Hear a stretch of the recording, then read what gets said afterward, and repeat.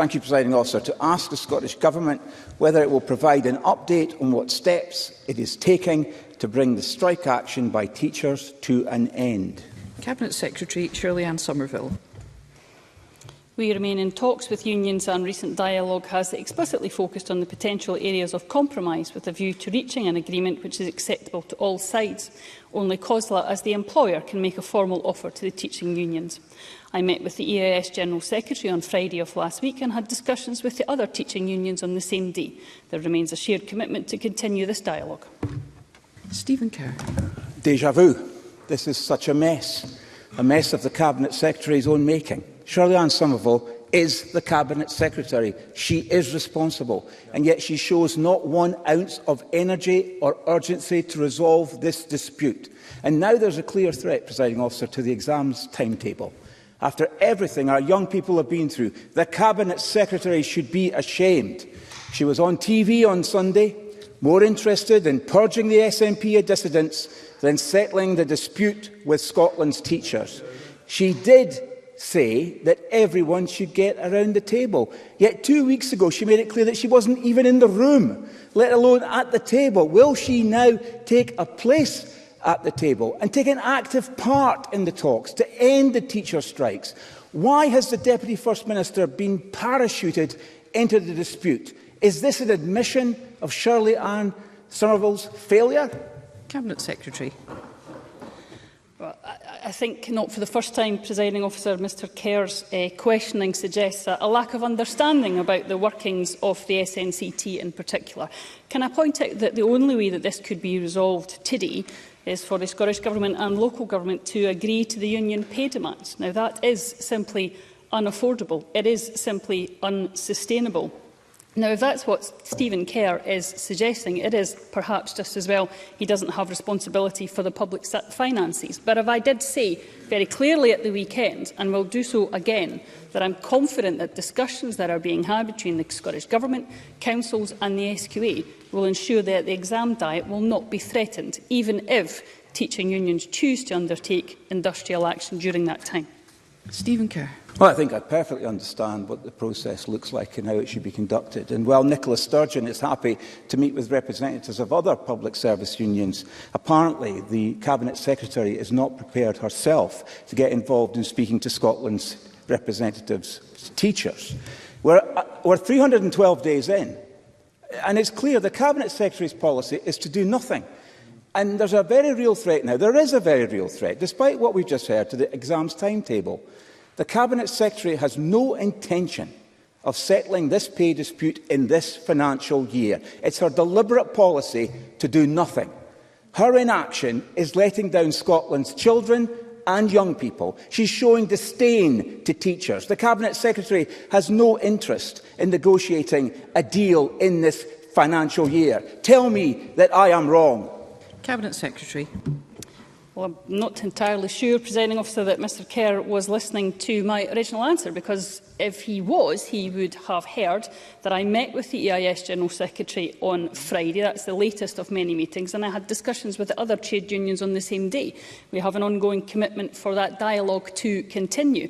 And again, it does no one, but particularly Scotland's children and young people, any use whatsoever to continue with this scaremongering around the exams. I dealt with it in my previous answer, and I would say once again, the Scottish Government, councils, teachers, we all came together during the pandemic to do our utmost to support young people preparing for exams. Now, I appreciate and respect that unions have a mandate to take continuing action should they wish to do so.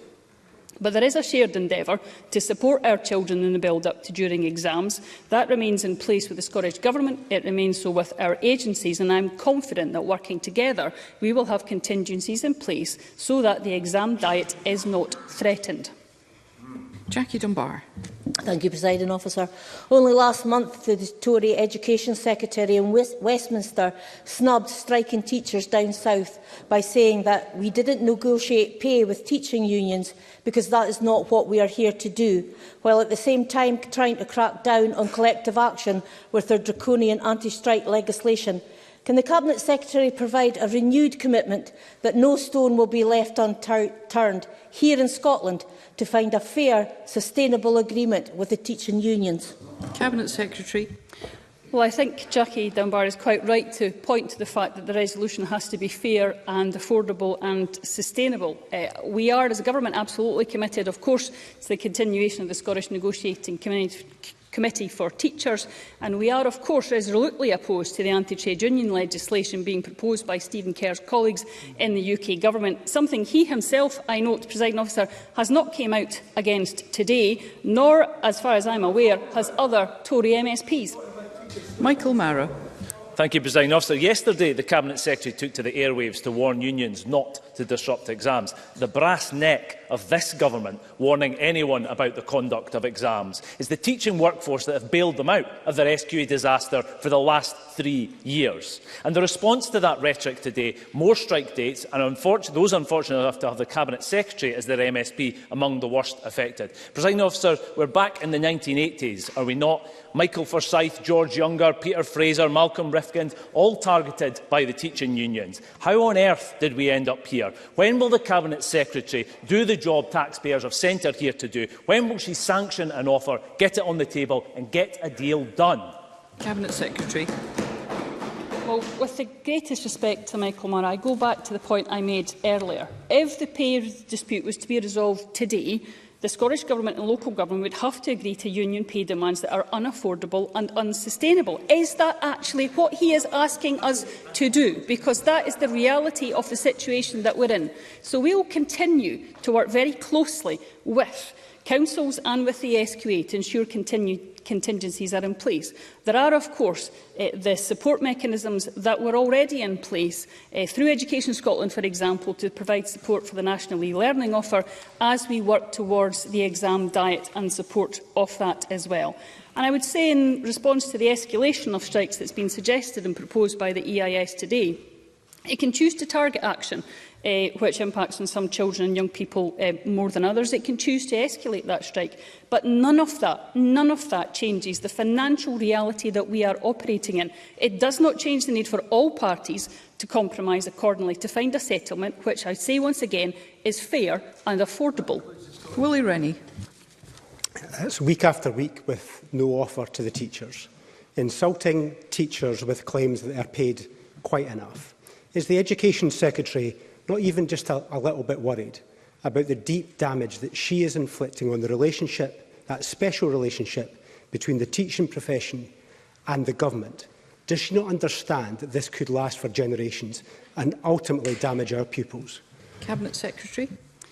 Well, I appreciate that we remain some distance apart between the Scottish Government and trade union colleagues on the matter of pay. I would, however, point to the continued work that we are all doing on other issues with the exception of pay. And I think that's very important. And I would pay tribute to the fact that despite we have a dispute around pay, we are continuing to work together for the benefit of children and young people in other areas. I think that's the important and the responsible thing for the Scottish Government to do, and it is also the important and responsible thing for the teaching unions to do, which they continue to do, and I pay tribute to them for that. Alex Rowley. Presiding Officer, I listened at the weekend to the Cabinet Secretary with utter dismay, and I have to say the same today. Does she not realise the damage that has been done to children's education across Scotland? And what the Cabinet Secretary said at the weekend suggested that the Government are willing to allow this strike to run and run and run, doing more and more damage.